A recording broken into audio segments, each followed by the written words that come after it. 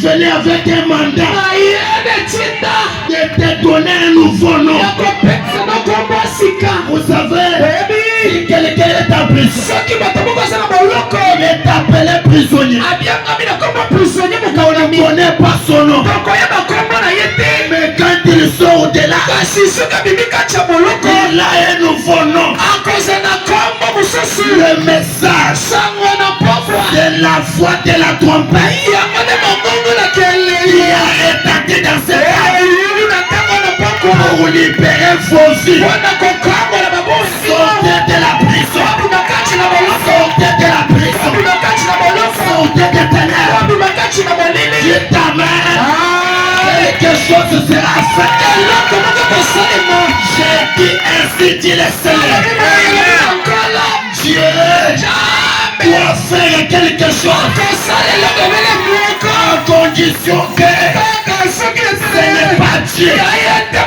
Mais si c'est Dieu, le monde des ténèbres saura que Dieu sur la terre a des hommes avec la puissance pour défier les diables. Alléluia. Amen. On a témoigné. Dieu fait bon. Et Pierre pouvait dire, André, tu sais, moi j'étais là, on n'a fait pas de quoi manger. Mais j'ai vu notre pasteur prendre des pains, 5 poissons, multipliés. On a mangé. Il est jubilé. C'était une réunion. Il tentait de faire un autre réveil. Amen. Amen. Amen. Amen. Amen. Dieu nous a appelés, non? Ici, on a vu des miracles. Qui croit ça? On a vu des miracles. Les malades sont guéris. Les maladies les plus honteuses sont guéries. Et les choses sont dévoilées même à vos yeux publiquement. C'est pour prouver que Jésus est le même hier, aujourd'hui, éternellement. Maintenant, on veut avoir quelque chose de plus grand que ça.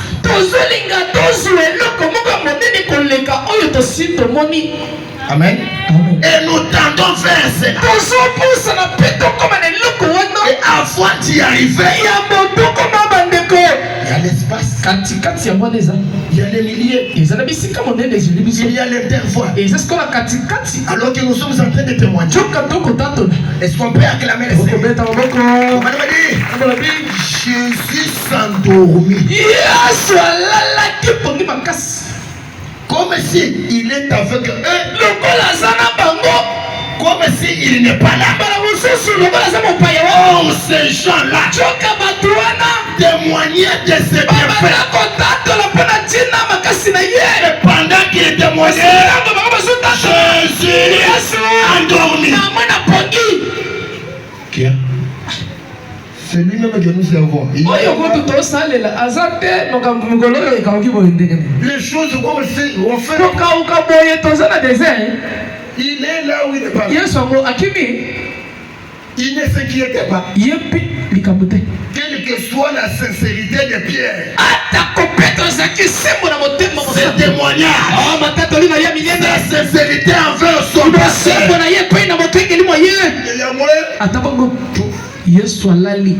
et le diable regarde. Dit, c'est cet homme qui part me chasser encore. Il envoie ses démons. Et il y a eu un tourbillon. Il y a eu un vent. Et le témoignage,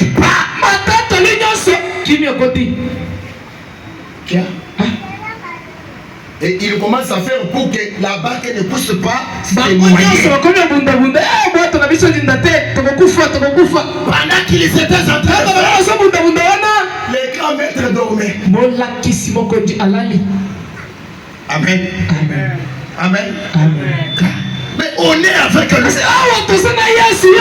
Comme si pourquoi il peut permettre une tempête comme ça? La confusion dans l'église. L'église, elle est restée seulement tantôt là-bas. Peut-être il n'est pas là. Non, il est là.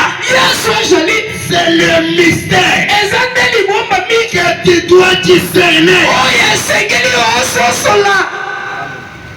Amen. Amen. Ce n'est pas parce que la tempête est venue que Jésus vous a quitté.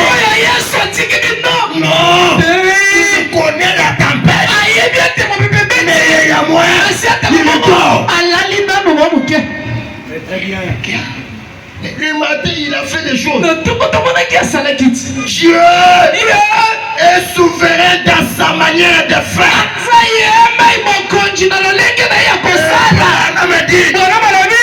Il fait chaque bonne chose dans son temps. Je vais.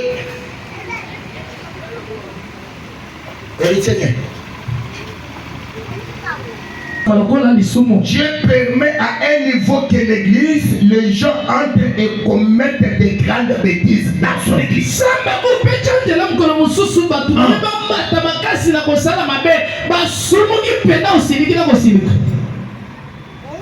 Amen. Oula, dans l'église. Ne signifie pas qu'il n'est pas là. Il est là, il vous observe.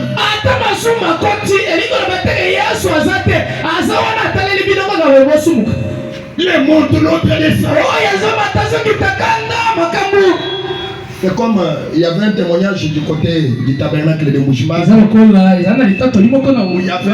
problème avec les pasteurs et ses brebis à tel point que le pasteur André a pris ses valises et dit je veux rentrer chez nous.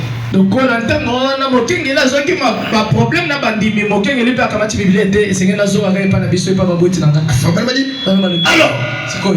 il n'y avait pas, écoutez, des troubles. La barque commençait à se remplir. Amen. Amen. Amen. Amen. Et chose étonnante avec un signe internet, la parole est prêchée dans n'importe quelle manière. Voir quelqu'un qui peut sentir la culpabilité, d'aller ranger sa vie, c'est difficile. La repentance se fait seulement papa, et puis il part. Et je ne sais pas, notre banque a déjà de l'eau dans quel niveau. Mpasi ko ezaka tinekelesi na biso eza komona batu atali le banjambe te mindengini ni basimi masumu na bango ye akobunda te akolela te poete abongisa bomo ina ye akoya atelemika ka watongoli maboko sima mwantango akei abule peut-être na malimbisi nyonso bana medi yana makoloba l'eau entrée dans la barque yango les okota kati na moto l'eau c'est le péché le sumu les disputes dans l'église les troubles dans l'église. Les difficultés dans l'église, la souffrance dans l'église, toute chose devient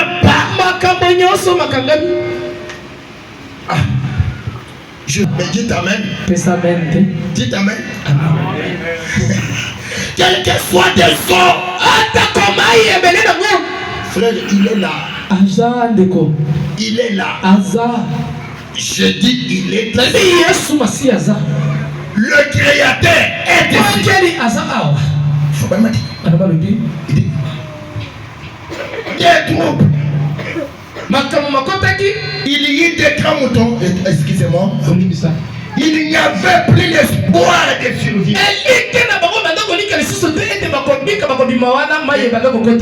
L'église de Jésus était devenue une église seulement que les gens qui étaient de l'autre côté du lac, quand ils voyaient les apôtres entre le milieu de des réveils, ils disaient ah, ça ce n'est pas une église. Cet enfant de 33 ans là, Jésus, il va fuir maintenant. Ce n'est pas une église. Et quel est ce naïs? Comment quel est ce mot que on va trouver qui n'a pas beaucoup de bazon sur la paix bazon seka. Donc la batoana balabaki bazon tambola na Yesu ba komi wana na mai yeso kote na bango. Mwana mobali wana na bato talete ka sobo misa bato na mai. Est-ce que Jésus avait commis l'adultère? Yesu asala ki ko popote mai kote na bango. Est-ce que Jésus était absent? Yesu akenda ki abemuka Est-ce que Jésus avait menti?